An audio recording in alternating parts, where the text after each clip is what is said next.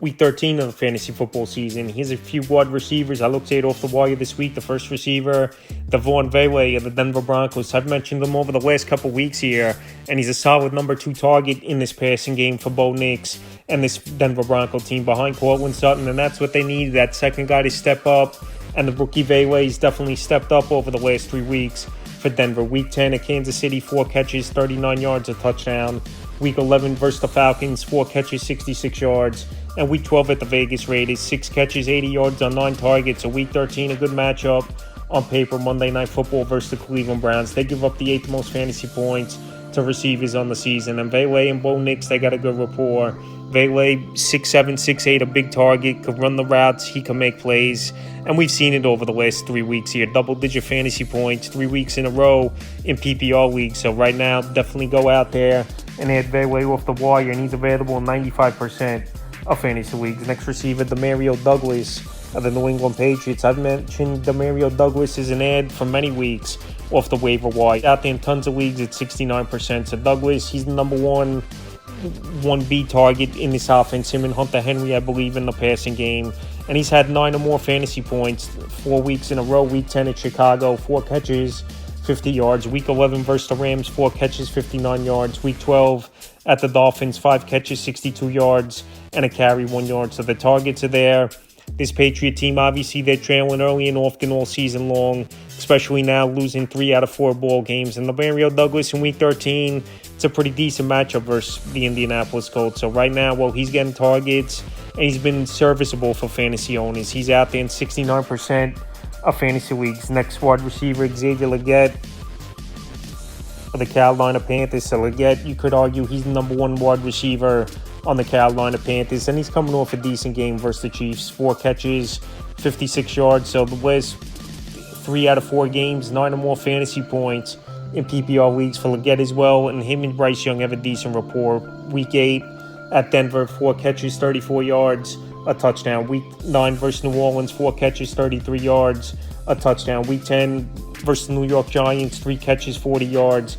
And Week 12 versus the Chiefs, like I said, 4 catches, 56 yards. I know it's not a good team, 3-8 on the season is this Panther team. But anytime you could get a wide receiver who's a number 1 or 2 and a first-round pick coming into the season as well in the NFL draft, he's going to get plays. Obviously, he's Legette, and he's going to get targets. And he's got a good matchup coming up as well versus the Bucs, Week 13. So definitely a wide receiver for owners to go out there and get this week. Next receiver, Marquez Valdes-Scantling of the New Orleans Saints. MVS, he's broken out over the last couple weeks for the New Orleans Saints. And we know the Saints team is on bye. And right now, you could go to the waiver wire and pick up Scantling before you even have to put a claim in where he's still a free agent until the Monday night game starts. So the last 2 games since he's been in the lineup for this New Orleans Saints team, he's been a deep ball threat, and we always knew that throughout his career. It's surprising Buffalo couldn't utilize MVS in that way this season before he got cut loose and went to the Saints. So with all the injuries for New Orleans, Shaheed, we know he's been out for the season for multiple weeks. Chris Olave, he's still on IR. We don't know when he's coming back this season. And Valdes-Scantling stepped up Week 10 versus Atlanta, 3 catches, 109 yards, 2 touchdowns. In Week 11 versus the Browns, 2 catches, 87 yards, and a touchdown. So I know he's a boomer bust type of wide receiver, but the last 2 ball games he's went out there and he's boomed and put up big numbers as a deep ball threat as Valdes-Scantling. And we know with Derek Carr, he likes to stretch the field, get the football down the field as well, and make plays. So this week, like I said, you could get him off the wire right now, not using a waiver or any fab money, and he's out there as Valdes-Scantling in tons of leagues at 76%. Next receiver, Nick Westbrook-Ikhine of the Tennessee Titans. And Nick Westbrook-Ikhine, he goes out there weekly and he finds the end zone and he puts up numbers for this Tennessee Titan team. I know the targets aren't great. I know the receptions a game aren't great, but like I said, he's getting touchdowns and he's putting up fantasy points. And the last 4 out of 5 weeks, double-digit fantasy points as well in PPR leagues. Week 10 at the Chargers, 3 catches, 31 yards. Week 11 versus the Vikings, 2 catches, 117 yards, a touchdown on a 98-yard touchdown on 6 targets. And Week 12 at the Texans, 2 catches, 48 yards, and a touchdown in the upset victory. So this week, a good matchup at the Commanders, where we just saw the Dallas Cowboys with a depleted offensive line, and obviously Cooper Rush in their quarterback for the injured Dak Prescott, go out there and put up numbers on this defense. So Westbrook-Ikhine's locked in with Will Levis. He's the big deep ball threat, and he's putting up numbers. Point, you just can't ignore it, in my opinion. Available in 88% of fantasy leagues. Next receiver, Trey Tucker of the Las Vegas Raiders. So Trey Tucker, he's been on the radar early in the season, and he's really fallen off over the last few weeks. But ever since Davante Adams has gotten traded, no one's really stepped up in that number 2 role. So the last few weeks here for Tucker, the numbers have gone up a little bit. Week 9, it's Cincinnati, non-existent game, 2 catches, 5 yards. Week 11 in Miami, a carry, 7 yards, 3 catches, 28 yards. And Week 12 versus the Broncos, a nice game, 7 catches, 82 yards on 8 targets. So Gardner Minshew, he's out for the season, broken collarbone. And we'll see if Aiden O'Connell could come back at time, or they're going to sign Daniel Jones, or worse, it'll even be Desmond Ridder in their quarterback. So we'll see what happens at the quarterback position for the remainder of the season for this Vegas Raider team. But Trey Tucker, definitely someone who's got talent.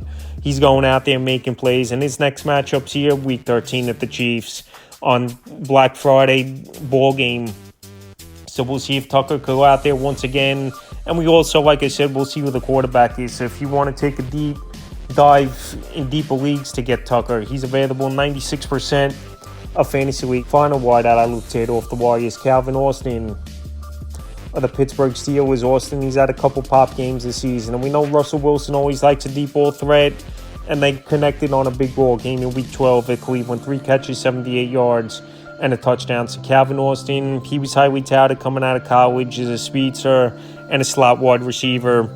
And we've seen some flashes out of him this season. And the last 2 out of 4 weeks, he's had 15 or more fantasy points in PPR leagues. So if you want to get a wide receiver in deeper leagues, I know there's no bye weeks, obviously, this week as well in Week 13. But Calvin Austin, like I said, so far, he's played pretty well the last month of the season since Russell Wilson's been in there quarterback. And Mike Williams, I know he's over there, but last week he had the goose egg. And I think Austin, he's going to be minimum in there at 3 receiver sets. That's a few wide receivers I looked at off the wire for Week 13 of the fantasy football season.